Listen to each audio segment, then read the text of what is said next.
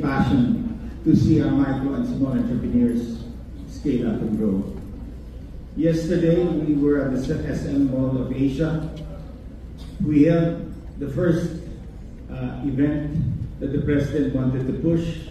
Basically, there are two very important points in helping our small entrepreneurs and job seekers have a better life. We will call it Trabajo at Negosyo. This is what we launched with the President yesterday at SM. Well attended.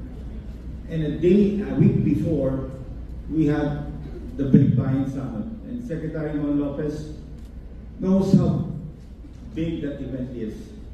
When people as early as 1 a.m. in the morning falling in line, waiting for their turn to enter the Mall of Asia. And it